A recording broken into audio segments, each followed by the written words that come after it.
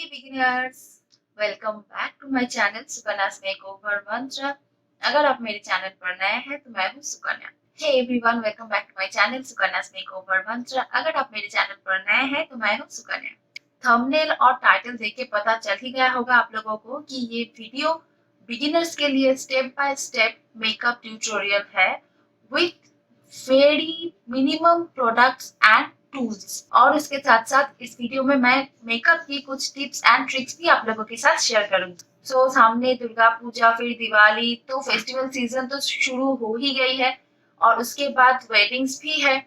तो बिगिनर्स अपने आप को सजाने के लिए ये वीडियो आप लोगों को बहुत बहुत बहुत हेल्प करेगी। इस वीडियो को स्किप मत कीजिए। अगर इस वीडियो को पूरी देखने के बाद आपको लगे कि ये वीडियो हेल्पफुल है तो प्लीज इस वीडियो को शेयर कीजिए और एक लाइक जरूर दीजिए। और अगर आप मेरे चैनल पर नए हैं तो मेरे चैनल को जरूर वो रेड कलर में लिखा है ना सब्सक्राइब, वो सब्सक्राइब को क्लिक कीजिए और उसके पास जो एक बेल आइकन आएगा उसे भी टच कर दीजिए ताकि जब मैं कोई नई वीडियोस मेरे चैनल में अपलोड करूं तो उसकी नोटिफिकेशन आपको मिले और आप मेरी कोई भी वीडियोस मिस ना कर सके।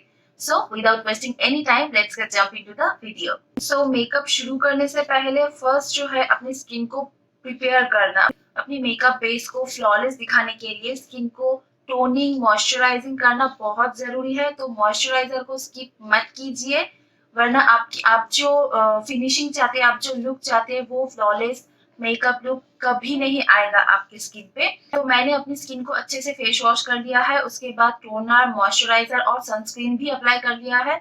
अब मैं प्राइमर अप्लाई करूंगी और जो कि बजट फ्रेंडली मेकअप ट्यूटोरियल है तो मैं जो जो चीज यूज करूंगी, जो जो प्रोडक्ट यूज करूंगी सब कुछ बजट फ्रेंडली ही है।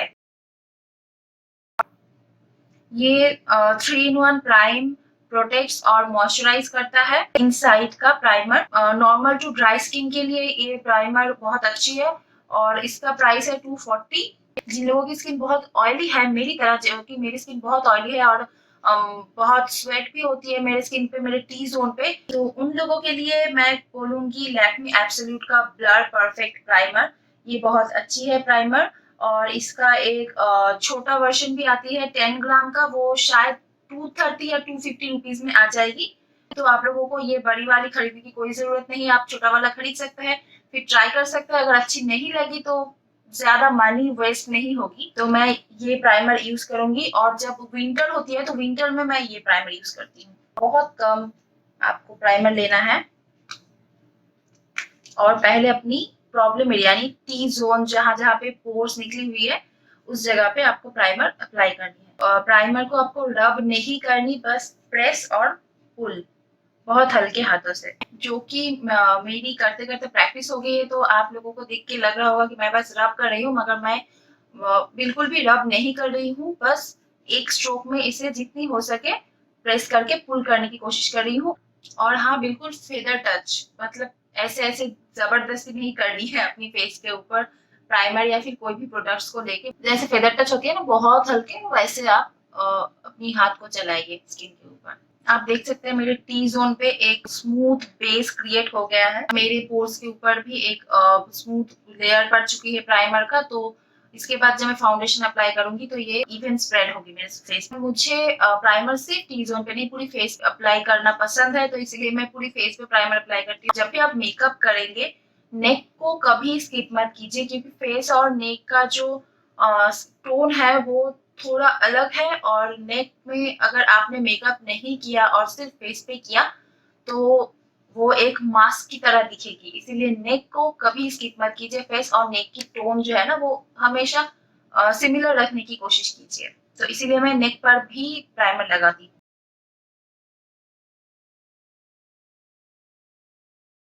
अब प्राइमर के बाद मैं डायरेक्ट फाउंडेशन अप्लाई करूंगी, कोई कलर करेक्ट या स्पॉट करेक्ट कंसील नहीं करूंगी, क्योंकि जो बिगिनर्स है उन लोगों को ये कलर करेक्ट और स्पॉट करेक्ट ये सब करने में कंफ्यूजन हो जाती है। तो मैं हमेशा बिगिनर्स को सजेस्ट करूंगी कि हमेशा फुल कवरेज फाउंडेशन ही अप्लाई करें। तो मेरी स्किन जो अनइवन है थोड़ा बहुत, या चिन पे, फिर फोरहेड पे, फिर यहाँ पे मेरे गाल पे पिंपल स्पॉट भी है, वो सब कवर हो जाएगी। तो मैं इसीलिए फुल कवरेज फाउंडेशन से ही आज मेकअप करूंगी। तो आज मैं अपनी फेवरेट फाउंडेशन यूज करूंगी, ये है Maybelline super stay 24 hours full coverage foundation. मेरा शेड है 120 क्लासिक आइवरी। मगर कुछ दिनों पहले आप लोगों ने ब्लॉग में देखा होगा मेरा कि मैं कुछ दिनों पहले घूमने गई थी, तो फिर टैन होके वापस आ गई हूँ। तो क्लासिक आइवरी अब मेरी शेड नहीं रही, क्योंकि मैं एक वन शेड डार्कर हो गई हूँ टैन होने की वजह से। और मेरे पास है 310 सनपेज। मैं हमेशा एक ही ब्रांड की दो फाउंडेशन खरीदती हूँ, एक मेरे स्किन टोन के वाइज और दूसरी थोड़ा सा डार्कर शेड, क्योंकि स्किन टोन हमेशा एक नहीं रहती। आप धूप में निकलते हो, आप बाहर जाते हो तो टैन आ जाती ही है। इस वजह से स्किन टोन रेगुलर सिमिलर नहीं रहती, तो इसीलिए मैं हमेशा दोनों शेड खरीदती हूँ। तो ताकि जब भी मेरे स्किन टोन जैसी भी हो, मैं दोनों को मिक्स करके अपनी स्किन टोन वाइज अपनी फाउंडेशन बना सकूं। तो अभी मैं क्लासिक आइवरी और सनपेज को मिक्स करके मेरी स्किन पे अप्लाई करूंगी। ये मैंने सनपेज लिया 1 पंप, और ये क्लासिक आइवरी 1 पंप से थोड़ा ज्यादा। ये दोनों को अच्छे से मिक्स करूंगी। मिक्स करके ही मैं अप्लाई नहीं करूंगी, क्योंकि मुझे चेक करनी है कि ये मेरे स्किन टोन के वाइज रेडी हुई है या फिर कोई और शेड इसमें मिलाना पड़ेगा या नहीं। सो ये रेडी हो गया है, और मेरी जो टोन है वो थोड़ा पिंकिश टोन है मेरी, और ये वार्म अंडरटोन का कलर रेडी हुआ है। तो इसमें मैं थोड़ी आइवरी फेयर और थोड़ा सा बिल्कुल मतलब सरसों के पिंच जैसा वो ऐसे मिक्स करूंगी। फिर मैं थोड़ी थोड़ी करके अप्लाई करूंगी, और एक डैम्प, ये देखिए सॉफ्ट एकदम डैम्प ब्यूटी ब्लेंडर से मैं इसे ब्लेंड करूंगी। मुझे मेकअप करके गोरा बनना बिल्कुल पसंद नहीं, तो इसीलिए मैं हमेशा एक शेड डार्क मेकअप करने की कोशिश करती हूँ, क्योंकि उससे जब मैं फोटो खींचती हूँ ना, तो वो सफेद बिल्कुल वो सफेद वाला फेस नहीं आती। और नेक से मैच करने के लिए मैं जो शेड नेक की स्किन टोन से ज्यादा मैच करती हूँ, वही शेड मैं अपनी फेस पे भी अप्लाई करती हूँ। तो ये जो मैंने दोनों शेड को मिक्स करके जो शेड बनाई है वो मेरे नेक से ज्यादा मैच करती है, तो इसीलिए मैं ये शेड मेरे फेस पे अप्लाई कर रही हूँ। जो कि ये पिंपल स्पॉट अभी भी थोड़ी दिख रही है, तो मैं अभी उसके ऊपर फिर से फाउंडेशन अप्लाई कर रही हूँ।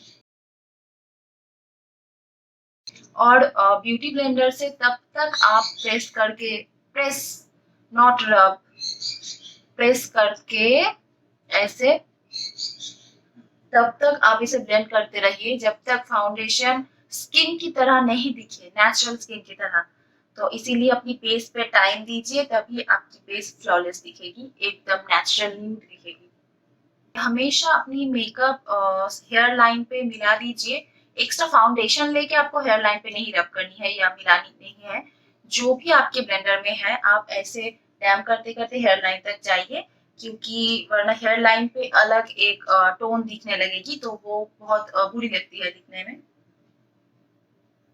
और नेक में ये चिन, डबल चिन जो है, इस जगह को स्किप मत कीजिए इस जगह पर भी, क्योंकि जब हम फोटो खींचते हैं ना, तो अगर आप लोगों ने डबल चिन को स्किप कर दिया, तो ऐसे फेस ऐसे यहाँ से मास्क की तरह दिखेगी और यहाँ से अलग दिखेगी। इतना एक्स्ट्रा फाउंडेशन ब्लेंडर ने एब्सॉर्ब कर लिया है, वो अपनी कानों के ऊपर ऐसे लगा लीजिए, वरना आपकी कान फिर अलग टोन का दिखेगी। सो हो गया। अभी फाउंडेशन लगाना, आप देख रही है मेरे स्किन अभी नेचुरल दिख रही है, बिल्कुल नहीं लग रही है कि मैंने कोई फाउंडेशन या फिर कुछ भी अप्लाई किया है। और एक बात बताना मैं भूल गई कि आप लिप बाम कभी स्किप मत कीजिए अपने लिप्स को हाइड्रेट रखने के लिए, वरना इसके बाद जब आप लिपस्टिक अप्लाई करेंगी तो आपकी लिप क्रैक हो जाएगी। मैं यूज कर रही हूँ द बॉडी शॉप की बॉर्न लिपी स्ट्रॉबेरी लिप बाम। और लिप बाम बस ऐसे ही होठों पे लगा के छोड़ मत दीजिए, इसे अच्छे से मसाज कीजिए हल्के हाथों से, ताकि लिप बाम को अच्छे से एब्सॉर्ब करे और ये मॉइस्चराइज रहे। कंसीलर की बारी, जो कि ये थोड़ी बजट फ्रेंडली है और बिगिनर्स के लिए है, तो मैं एक्स्ट्रा कंसीलर अप्लाई नहीं करूंगी, मैं फाउंडेशन से ही कंसीलर की काम करूंगी। और जो कि ये फुल कवरेज फाउंडेशन है, तो इससे हो जाती है कंसीलर की काम। क्लासिक आइवरी जो शेड है उसे लेके थोड़ा थोड़ा लगेगा, तो थोड़ा थोड़ा आप निकाल के अप्लाई करना। जो कि कंसीलिंग का काम तो मैंने जब मिक्स करके अपनी शेड बनाई थी, वो उस फाउंडेशन ने ही कर दिया। तो अभी हाइलाइटिंग का काम जो कंसीलर करती है, वो मैं फाउंडेशन से ही कर रही हूँ। मुझे गले को थोड़ा हाईलाइट करना पसंद है। तो अब इसे सेट करनी है, तो सेट करने के लिए मैं यूज करूंगी लूज पाउडर। मैं यूज करूंगी स्विस ब्यूटी का prime and mattifying setting powder. ये है नो कलर पाउडर। इसका प्राइस है 249। मैंने इसे अमेजोन से लिया था बस टेस्ट करने के लिए, मगर इसे यूज करके मैं इसकी दीवानी बन गई। बहुत बहुत अच्छी है इस प्राइस में। इसके साथ एक छोटी सी पफ भी आती है। पफ से मैं थोड़ा सा इसे डस्ट ऑफ कर लूंगी। पफ को थोड़ा सा डस्ट ऑफ करने के बाद इसे अंडर आई पे प्रेस करके लगाऊंगी। आप चाहे तो आप कॉम्पैक्ट भी यूज कर सकते हैं, मगर मुझे लूज पाउडर से सेट करना पसंद है। और ये लूज पाउडर मुझे इसलिए ज्यादा पसंद है क्योंकि मेरी ऑयल स्किन है और ये बहुत अच्छे से मेकअप को बेस को होल्ड करता है। और जो मेरी स्वेट होती है, ऑयल निकलती है फेस से, की नहीं नहीं बनाती मेरी फेस को, और उस ऑयल और स्वेट को सोक कर लेती है अच्छे से। तो जिस जिस जगह से मेरी फेस पे यानी मेरी टी जोन से जो ऑयल और स्वेट निकलती है, तो इसीलिए मैं उस जगह पे प्रेस करके अच्छे से इसे अप्लाई कर रही हूँ। बस बहुत ज्यादा लूज पाउडर नहीं लेनी है। आपने देखा मैंने एक ही बार बस डस्ट ऑफ करके थोड़ा सा लिया है, उसे ही प्रेस करके अप्लाई कर रही हूँ। अब एक क्लीन ब्रश से मैं बस इसे डस्ट ऑफ करूंगी, तो बाकी स्प्रेड का काम अपने आप हो जाएगा। और थोड़ा सा लेके मैं अपनी नेक पे लगाऊंगी, बहुत हल्के से। अभी कॉन्टोरिंग के लिए मैं यूज करूंगी वेट एंड वाइल्ड का मेगा ग्लो कॉन्टोर पैलेट। ये है कैरामल टॉफी। इसकी एक साइड में कॉन्टोरिंग के लिए कॉन्टोर पाउडर और एक साइड में हाइलाइटिंग के लिए हाइलाइटर है। ये मैट हाइलाइटर। बिगिनर्स को मैं तो यही एडवाइस दूंगी कि क्रीम कॉन्टोर पे बिल्कुल मत जाइए, उस तरफ उस रास्ते में आप लोग बिल्कुल मत जाइए। हमेशा पाउडर कॉन्टोर ही चूज कीजिए, पाउडर कॉन्टोर ही कीजिए, ये सेफेस्ट रहेगा। और कॉन्टोरिंग के लिए मैं ऐसी एक बड़ी फैन ब्रश लूंगी। आपको ऐसी कोई जरूरत नहीं कि मैंने जो जो ब्रशेस यूज किया है आपको वही ब्रशेस यूज करनी है। या डस्ट ऑफ कर दिया और फिर यहाँ से बिल्कुल जो कान जहां से शुरू हुई है ना, यहाँ पे आपको यहाँ से आपको एक लाइन दिख रही होगी ऐसे, अगर आपने फेस बनाई मेरी तरह, तो कान जहां से शुरू हुई है वहां से आप लाइन ड्रॉ करना। आपको बस बार बार ऐसी आप एक ही जगह पे बार बार रब करके स्मच कर दीजिए ताकि कोई हार्श लाइन ना रह जाए। बस आपको शैडो क्रिएट करनी है, आपको आपकी फेस पे कॉन्टोरिंग की लाइन ड्रॉ नहीं करनी। और अगर बहुत ज्यादा हो जाए, आप आपकी कॉन्टोर ब्रश से इसे कंट्रोल ना कर पाए, तो कोई बात नहीं। ऐसे क्लीन ब्रश हमेशा रखिए। एक क्लीन ब्रश जब भी मेकअप करेंगे ना, तो हमेशा ब्रश को ऐसे दूर से पकड़ना, ऐसे पेन की तरह यहाँ से पकड़ के मत कीजिए। तो प्रोडक्ट बिल्कुल ब्रश के ऊपर आ जाती है उठ के। अगर आप ऐसे पकड़ेंगे तो ब्लेंड बहुत अच्छे से होगा। यहाँ से कान जहाँ पे खत्म हुई है वहां से नीचे तक आपको कॉन्टोरिंग करनी। सो इससे क्या होती है, जॉ लाइन जो है ना वो शार्प दिखती है। और जिन लोगों को मेरी तरह डबल चिन का प्रॉब्लम है, वो लोग तो डबल चिन पे भी जरूर अप्लाई कीजिए। नोज कॉन्टोर मैं बाद में करती हूँ। ब्लश की बारी। ब्लश मैं अप्लाई करूंगी Sivanna colour ultra blush palette. इसमें बहुत सारी कलर और हाइलाइटर और एक कॉन्टोर कलर भी है। आप अगर चाहे तो इस पैलेट से भी कॉन्टोर कर सकते हैं। रेवोल्यूशन का जो sugar and spice blush palette है, ये वाला, ये उसका ड्यूप है। अगर आपकी बजट में हो तो मैं सजेस्ट करूंगी रेवोल्यूशन ब्लश पैलेट खरीदने की। और अगर नहीं हो तो आप शिवाना का ब्लश पैलेट भी ले सकते हैं, ये भी बहुत अच्छे हैं। तो आज मैं शिवाना ही यूज करूंगी। और एक ब्रश लूंगी, ये वाला जो शेड है, बहुत पिगमेंटेड है ये ब्रश। तो मैं थोड़ा सा हाथ पे भी पोंछ लेती हूँ ताकि मेरी जो फेस पे धप करके ऐसे ना लग जाए। अगर मैं एप्पल ऑफ माई चीक्स पे अप्लाई करूंगी तो मेरी फेस और बड़ी दिखेगी, तो इसीलिए मैं साइड में अप्लाई कर रही हूँ कॉन्टोर के ऊपर। फिर जो इसे ब्लेंड करते हुए मैं सामने आऊंगी। कॉन्टोर के साथ जितनी हो सके इसे मिक्स करने की कोशिश कर रही हूँ ताकि कॉन्टोर और जो ब्लश की जो दोनों अलग शेड है वो बिल्कुल हाईलाइट ना हो जाए कि यहाँ पे पिंक है और यहाँ पे ब्राउन है। और थोड़ा सा नाक पे भी दूंगी, ब्रश पे जितना बचा है वही, एक्स्ट्रा नहीं लूंगी। और थोड़ा सा चिन पे, मुझे चिन पे पसंद है, थोड़ा सा पिंक शेड। अभी आईज की बारी। आईब्रो के लिए मैं यूज करूंगी फेसेस कनाडा का अल्टीमेट आईब्रो पेंसिल। बिगिनर्स के लिए आईब्रो पेंसिल से आईब्रो करना सेफ रहता है। और मुझे दिखाने में शर्म आ रही है मेरे आईब्रो पेंसिल की हालत।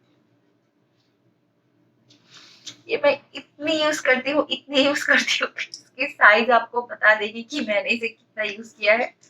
और इसके साथ आती है एक स्पूली।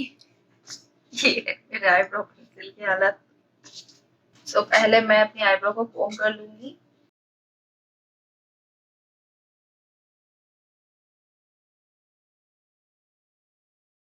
और मैं एकदम ब्राइडल की तरह आईब्रो नहीं बनाऊंगी, बहुत नेचुरल आईब्रो बनाने की कोशिश कर रही हूँ।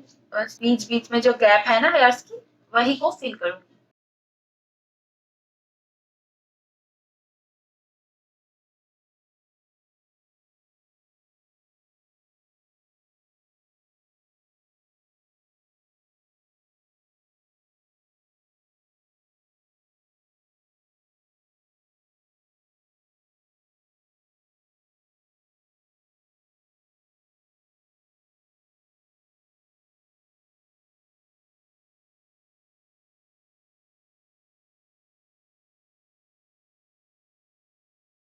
और अभी स्पूली से इसे सेट कर दूंगी।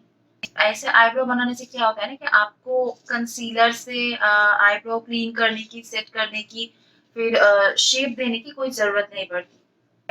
अभी देखिए मैंने अपनी दोनों आईब्रो की जो शेप है उसी में आईब्रो पेंसिल चला दी, तो आपको पता चल गया होगा कि मेरे दोनों आईब्रो की जो शेप है वो बिल्कुल अलग है। तो अब इसे मैं दोनों को सेम शेप दूंगी।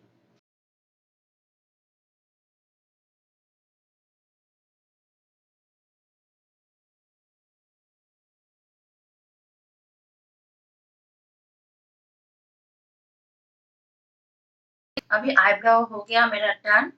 अभी आईज की बारी। तो आई बेस के लिए मैं फिर से क्लासिक आइवरी ही लूंगी। थोड़ा सा एक पंप से थोड़ा सा कम, मेरी जो छोटी बूंदी है ना उससे आई के ऊपर अप्लाई करूंगी ताकि एक स्मूथ बेस बन जाए जिसके ऊपर आई शेडो अप्लाई कर सके। अभी ब्यूटी ब्लेंडर से इसे ब्लेंड करूंगी। जितनी इजी तरीके से हो सके मैं उतनी इजी तरीके से दिखा रही हूँ। अभी दोनों आईलिड्स को मैं लूज पाउडर से सेट करूंगी। पाउडर अप्लाई करने से पहले देख लेना कि क्रीज हुई है कि नहीं। फिर से मैं थोड़ा सा ब्यूटी ब्लेंडर अप्लाई करूंगी, छोटा वाला फ्लफी ब्रश। ऐसे एक फ्लफी ब्रश लूंगी, वो सेम लूज पाउडर लेके ब्रश से ऐसे सेट कर दूंगी अपनी आईलिड को। आई शेडो एप्लीकेशन के लिए मेरा आई बेस रेडी है। मैं बार बार बोल रही हूँ कि ये वीडियो, ये ट्यूटोरियल पूरी की पूरी बजट फ्रेंडली है, ताकि आपके पास जितनी भी सामान है मेकअप की, आप उसी से आपकी फुल मेकअप कर सके। तो मैं इस लुक के लिए कोई आई शेडो पैलेट यूज ही नहीं करूंगी। मैं ये जो कॉन्टोर पैलेट है, ऐसी एक छोटी फ्लफी ब्रश, ये थोड़ा कम फ्लफी है, तो इस ब्रश से ये जो कॉन्टोर शेड है ना, एक क्रीज क्रिएट कर रही हूँ। जो कि मेरी हुडेड आईज है, तो इसीलिए एक क्रीज क्रिएट करना बहुत जरूरी है।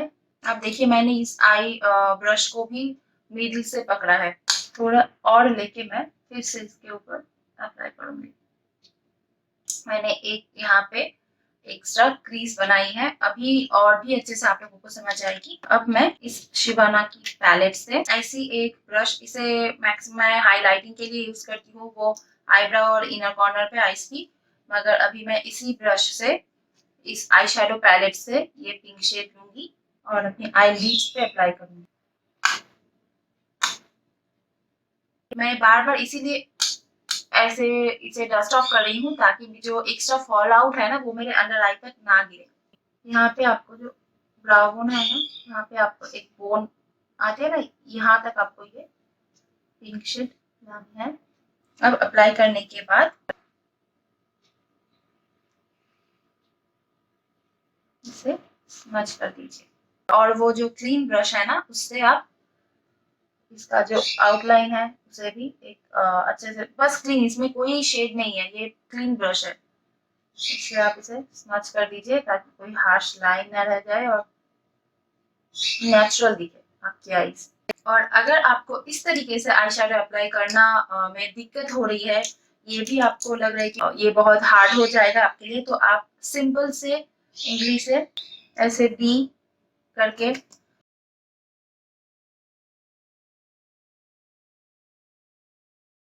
कर लिया अप्लाई।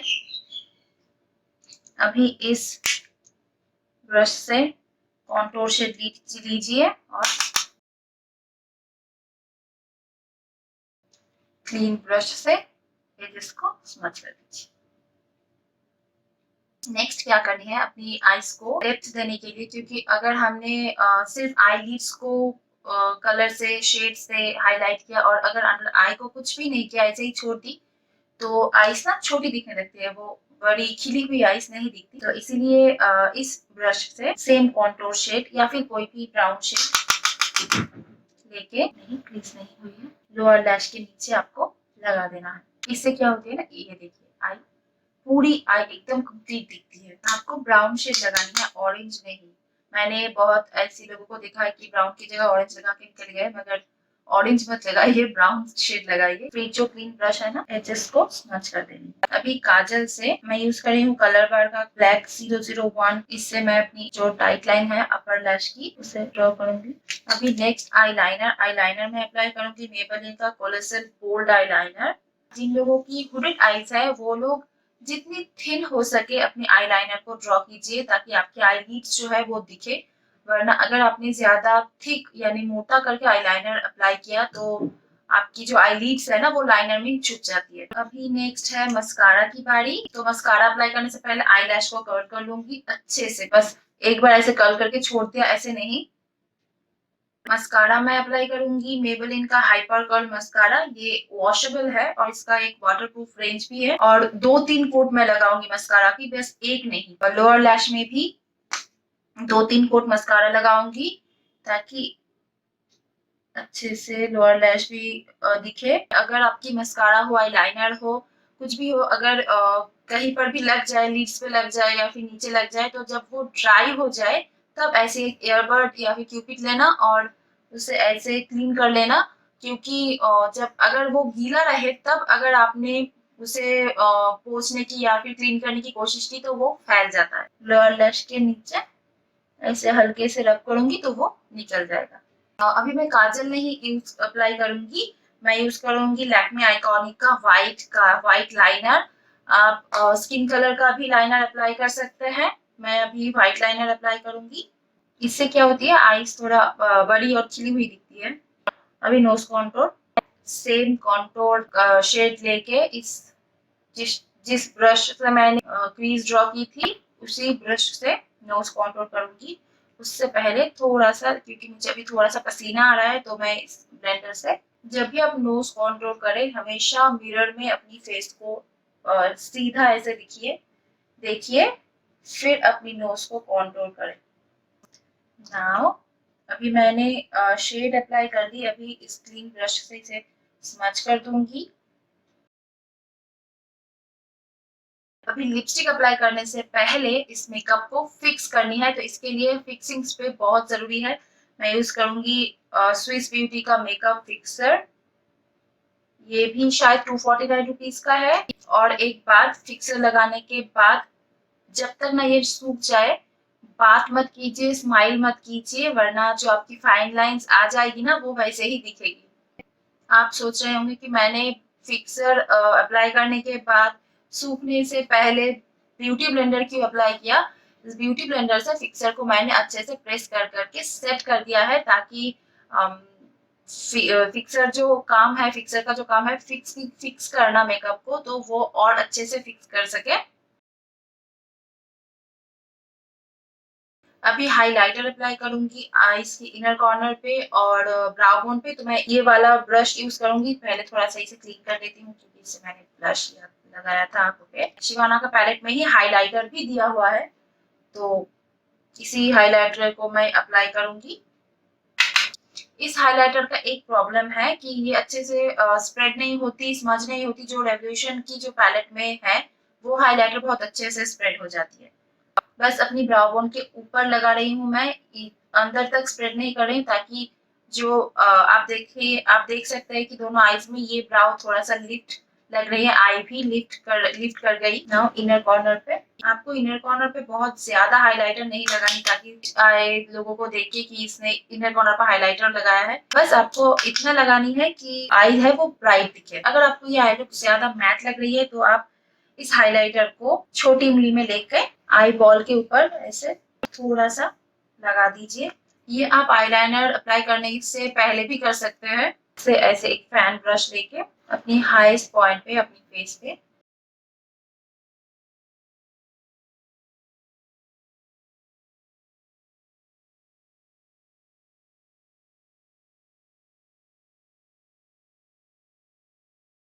लिपस्टिक अप्लाई करने से पहले लिप लाइनर से लिप को ड्रॉ जरूर कर लीजिए, लाइन जरूर कर लीजिए। लिपस्टिक और लिप लाइनर अगर सेम शेड का हो तो बहुत अच्छी बात है, और अगर नहीं है आपके पास इतनी सारी कलेक्शन तो सेफ रहता है कि आप कोई न्यूड शेड की लिप लाइनर यूज करें या फिर ब्राउन। मैं यूज कर रही हूँ लैक्मे एब्सोल्यूट का लिप लाइनर, इसका शेड है 03 चेस्टनट।